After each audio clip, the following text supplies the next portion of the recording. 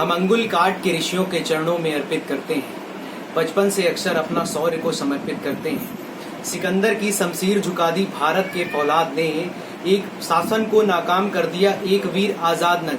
खेल जगत को हिला दिया है कोहली साइना नाम ने, इतिहास बदल के दिखा दिया है अपने चाचा कलाम ने। और दस्तखत है इस मिट्टी का जब समूचे आसमान पर, और दस्तखत है इस मिट्टी का जब समूचे आसमान पर, ये गंदगी का धब्बा कैसा मेरे हिंदुस्तान पर। नमस्कार, मैं दोस्तों बिलाल बिस्वानी स्वागत करता हूं आज अपने फेसबुक लाइव में। और इस वक्त मैं आया हूं एक ऐसी शख्सियत के पास जो देश की खो खो टीम जो होती है, बचपन में हम लोगों को एक शौक होता है कि हम खो खो में, आपने देखा होगा, कुछ लोगों को शायद मालूम भी होगा कि खो खो नाम का एक खेल होता है जिसमें एक टीम होती है जिसमें लोग जो हैं क्या बोलते हैं, एक टीम बैठाई जाती है और लोग उसका पीछा करते हैं, उसको पकड़ते हैं। तो वही खो खो टीम की आज जो महिला, जो हम कहें जो महिला कप्तान है भारत के लिए, जो भारत के लिए खेलती हैं, वो हमारे साथ हैं। उनका नाम है नसरीन। नसरीन जी, बहुत बहुत स्वागत है आपका मेरे फेसबुक लाइव में। पहले तो मैं आपके बारे में कुछ जानना चाहूंगा, आप क्या हैं, कहाँ रहती हैं, कुछ बताएं प्लीज। मेरा नाम नसरीन है। मैं भारतीय महिला टीम की कैप्टन हूँ, खो खो टीम की, और मैं दिल्ली में रहती हूँ, शकूरपुर। नसरीन जी, इस दौरान आप चूंकि भारतीय महिला खो खो टीम की कैप्टन हैं और तमाम आपने अंडर 14, अंडर 16, अंडर 19 तक खेला है, भारत को रिप्रेजेंट किया है, न सिर्फ इंडिया में, कई देशों में जाकर रिप्रेजेंट किया है, जैसा आपका कहना है नेपाल, लंदन और तमाम उन देशों में जाकर रिप्रेजेंट किया है। और तमाम वो मेडल भी हम देख सकते हैं, पीछे वो मेडल भी हैं जो नसरीन ने जीते हैं। ये मेडल सिर्फ उन्होंने अपने लिए नहीं जीते, ये जो अगर हम कहें कि ये भारत की वो पहचान है जिन्होंने, जो भारत में जाकर, भारत की एक बेटी ने विदेश में जाकर नाम रोशन करने का काम किया है। और ये कुछ मेडल्स भी हैं, आपको दिखलाएंगे कि ये कुछ मेडल्स भी, आप देखिए कि इतने सारे मेडल्स हैं, इतने सारे मेडल्स हैं, इतने सारे सर्टिफिकेट्स हैं। आप कुछ सर्टिफिकेट पलट के नसरीन खुद ही अपने हाथों से दिखलाए तो लोगों को शायद पता चले कि आपने क्या किया है और अब तक क्या क्या खेली। देखिए, ये third Asian kho kho championship 2016 में इन्होंने जीता था। मैन वोमेन प्रतियोगिता हुई थी, वहां पर जीता था इन्होंने। और इंटरनेशनल लंदन में, ये लंदन में एक प्रतियोगिता हुई थी, इंटरनेशनल खो खो फेडरेशन। तो इन्होंने जाकर वो खेला, वहां पर उसमें रिप्रेजेंट किया, भारत को जाकर रिप्रेजेंट किया। ये टेस्ट सीरीज मैच हुए थे। हाँ, ये टेस्ट सीरीज, नसरीन जी आप खुद ही बताते जाइए तो मेरे ख्याल से ज्यादा अच्छा लगेगा। ये एयरपोर्ट अथॉरिटी ऑफ इंडिया की तरफ से मैंने खेला था, और ये भी टेस्ट सीरीज मैच हुए थे। और ये खेलो इंडिया जो टूर्नामेंट स्टार्ट हुआ है अभी, वो है। और ये जो सब अंडर 14 से जो मैंने स्टार्ट करा था खेलना, ये सारे हुए हैं, ये सारे नेशनल के हैं मेरे सर्टिफिकेट। ये देखिए कितने सारे सर्टिफिकेट, इन सर्टिफिकेट्स को बटोरने के लिए या फिर हम कहें इन सर्टिफिकेट्स को पाने के लिए लोगों को कितनी मेहनत करनी पड़ी होगी। ये जो अगर हम इस लड़की को कहें कि कितनी मेहनत इसने जाकर करी होगी, ना सिर्फ फील्ड में। और एक ऐसा सवाल जो एक शायद ही कड़वा है, अल्पसंख्यक समाज के लिए कड़वा हो सकता है कि एक बेटी, मुस्लिम समुदाय की बेटी, मुझे नहीं मालूम था, मैं इतने दिन से मैं भी न्यूज कवर कर रहा था, तमाम दिन हो गए मुझे, लेकिन मुझे नहीं मालूम था कि एक बेटी जो है वो जो उस समुदाय, जिस समुदाय से है, जो इस समुदाय के लोगों को ये कहा जाता है कि वहाँ बेटियां जो है घरों के अंदर रहेंगी या फिर घर का ही काम करेंगी, बाहरी काम नहीं करेंगी। तो मुझे आज बहुत खुशी हो रही है कि मैं उस शख्सियत के साथ बैठा हूँ और मैं उस शख्सियत को सलाम करूंगा कि उसने न सिर्फ देश के नाम रोशन किया, बल्कि एक अभी भी वो है। मैं इनके लिए दो कहावत कहना चाहूंगा, दो शायरी मेरे पास हैं। देवता न काट की मूर्ति में न मिट्टी में, देवता न काट की मूर्ति में न मिट्टी में, देवता भावना में विद्यमान है। और जैसे नर्मदा माई में कोई बहता हुआ तिनका किसी शिवलिंग के ऊपर टिक जाए, वो तिनका क्या महसूस करेगा, वैसे ही बिलाल बिस्वानी आज आपके पास, इस आपके जो छोटे से महफिल है, जो कुंभ है, माँ आपका घर है, यहाँ पर आकर महसूस कर रहा है। और ये तमाम आपके मेडल को देखकर गौरवान्वित महसूस कर रहा है कि आप भारत को रिप्रेजेंट कर रही हैं। नसरीन, आप आगे की अपने भविष्य की योजनाओं के बारे में बताएं। आप आगे क्या, आपकी योजनाएं, आपको क्या भारत से चाहिए, या फिर भारत के सरकार से चाहिए, भारत के लोगों से चाहिए, या फिर भारत की जो जनता है जो आपको खेलते हुए देखना पसंद करेगी, उनसे आपकी क्या अपेक्षा? मेन ये है मोटिवेशन के लिए, जैसे कि अब मैंने 3rd क्लास से स्टार्ट करा खेलना और काफ़ी स्ट्रगल करा अपनी लाइफ में, क्योंकि मैं मुस्लिम फैमिली से थी। तो काफ़ी इस चीज़ को लेके तो मैंने अपनी लाइफ में बहुत स्ट्रगल करा है, क्योंकि हमारे में पूरा कवर करके बाहर निकलते हैं और शॉर्ट्स वगैरह नहीं पहनते। तो काफ़ी लोगों ने मतलब डिमोटिवेट करने की सोची, मगर फैमिली मेरी जो है वो बहुत शुरू से ही सपोर्टर थी। तो फैमिली का सपोर्ट था, और प्लस जो हमारे kho kho federation of India के जो सेक्रेटरी है MS त्यागी सर, उन्होंने, और जो मेरे कोच है अश्वनी शर्मा सर, उन्होंने मुझे बहुत सपोर्ट करा इस मुकाम तक हासिल करने के लिए, कि उन्होंने हमेशा मुझे मोटिवेट करा कि कभी भी मुझे डिमोटिवेट नहीं होने दिया, और हमेशा कुछ नया नया टेक्निक मुझे सिखाया कि नेशनल में किस तरीके से कैसे आप अपने आप को मतलब अपनी पहचान बना सकते हैं। तो वैसे ही मैंने जैसे जैसे उन्होंने मुझे सिखाया मैंने वैसे ही करा, और मेरा सपना था कि मैं इंडिया टीम में सिलेक्ट हूँ। और जो वो जब मैं जैसे मूवी वगैरह देखती थी चक दे इंडिया और MS धोनी मेरी फेवरेट मूवी है, क्योंकि उसमें जो दिखाया है स्ट्रगल, सुशांत सिंह राजपूत का बहुत स्ट्रगल है। निश्चित रूप से अगर आप वो मूवी अगर जैसा ये नसरीन का कहना है कि अगर आपने सुशांत सिंह राजपूत की वो जो MS अनटोल्ड कवर स्टोरी, जो MS धोनी की जो स्टोरी है, सुशांत सिंह राजपूत जो बेहतर अभिनेता थे, अभी कुछ दिन पहले ही उनकी एक जो कहा जा रहा है कि खुदकुशी में मुंबई में उन्होंने खुदकुशी कर ली, तो उस सुशांत सिंह राजपूत से इंस्पायर होकर इस बेटी ने ये सोचा कि वो अगर वो व्यक्ति कर सकता है तो वो हिम्मत मेरे अंदर भी है। नसीम, एक मेरा ये सवाल है कि जब आप ये खो खो ही आपने क्यों चुना? क्योंकि हमारे घर की ना फाइनेंशियल जो प्रॉब्लम है वो काफी ज्यादा है, क्योंकि पापा पटरी बाजार करते हैं। तो इतना मतलब जैसे और किसी गेम में इतना मुझे इंटरेस्ट इसलिए नहीं था क्योंकि फाइनेंशियल प्रॉब्लम थी। और इसमें खो खो में क्या है, एक तो ये हमारा मतलब इंडियन गेम है, तो ये मेरे लिए बहुत प्राउड की बात है कि मैं एक इंडियन गेम में, मेरा सपना था कि मैं उसमें जाऊं, और इसमें कोई मतलब कोई फाइनेंशियल कोई प्रॉब्लम नहीं थी। अपना खुद का है कि इसमें जितना मेहनत करो। और खो खो ऐसा गेम है कि इसमें एजिलिटी, स्टेमिना और स्पीड, एंडोरेंस, ये सब चीज चाहिए होता है। और इस गेम से मैंने और भी गेम खेल रखा है, जैसे कि मैं आपको बताना चाह रही हूँ, मैंने नेशनल भी खेल रखा है, एथलेटिक्स में, कबड्डी में भी मैं खेलती हूँ। तो इस गेम ने मुझे हर गेम में मुझे फिट रहना सिखाया है।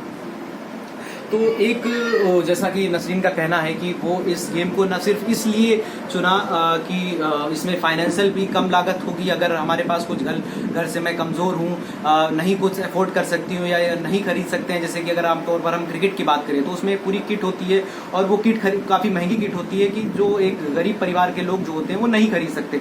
तो ये भी इनका ये कहना है साफ तौर पर है कि इन्होंने इस खेल को इसलिए भी चुना कि भविष्य में अगर कोई फाइनेंशियल क्राइसिस आती है या वर्तमान में जब इस खेल को ये शुरू करती हैं तो कैसे आगे आने इन फ्यूचर उनको ये जो पैसा है इस पर ना खर्चा करना पड़े, जो पैसा है वो नॉर्मल सिर्फ अपनी डाइट पर खर्चा करना पड़े, और एक पैसा वहां पर वेस्ट किया जाए जो एक नॉर्मल जो मिनिमम खर्च जिसको हम कहते हैं कि मिनिमम खर्च में ज्यादा आउटपुट लेना, वो इस खेल को इन्होंने चुना है। एक मेरा ये भी सवाल कि इस दौरान कोरोना वायरस के चलते एक लॉकडाउन हुआ पूरे देश भर में, न सिर्फ आपके पास ये प्रॉब्लम आई, कई ऐसे एथलीट्स थे, आपने उनके बारे में भी पढ़ा, सुना और देखा होगा टीवी पर और अखबारों में देखती चली आई होंगी कि कई ऐसे लोग थे कि एक व्यक्ति ऐसे भी थे एथलेटिक्स में अभी जिनको राष्ट्रपति ने बाकायदा एक उनके पास साइकिल नहीं थी, वो होटल पे काम कर रहे थे। तो राष्ट्रपति जी ने जब उनकी स्टोरी पढ़ी तो राष्ट्रपति जी ने न सिर्फ उनको इनवाइट किया अपने राष्ट्रपति भवन में, बल्कि उनको एक नई साइकिल भी खरीद कर दी। तो ऐसे ही कुछ स्थिति नसरीन की भी है, लगभग इसी सेम जस्ट मिलती जुलती स्थिति है। अगर आपको राष्ट्रपति जी से या प्रधानमंत्री नरेंद्र मोदी जी से अगर, या फिर हम कहें कि दिल्ली के मुख्यमंत्री केजरीवाल जी से अगर कुछ मांगना हो तो आप अपने लिए क्या मांगेंगे? मैं ये मांगूंगी कि जैसे कि गेम्स में जो एथलीट, जैसे आपने बताया एथलीट ना एक बहुत स्ट्रगल करता है अपनी लाइफ में। वो सिर्फ इसलिए स्ट्रगल करता है कि वो अपनी फैमिली को सपोर्ट करे, प्लस अपनी जो डाइट है वो प्रॉपर ले सके, वो बहुत इम्पोर्टेंट है। और जो गेम्स वाले होते हैं उन्हें दो जगह माइंड वो करना पड़ता है, एक तो पढ़ाई में, ऊपर से फिर खेल में। और दोनों चीज में बिल्कुल टॉपर होना होता है, क्योंकि अगर हम ये चीज नहीं कर पाएंगे तो हम आगे ये होगा कि खेल में क्यों गए।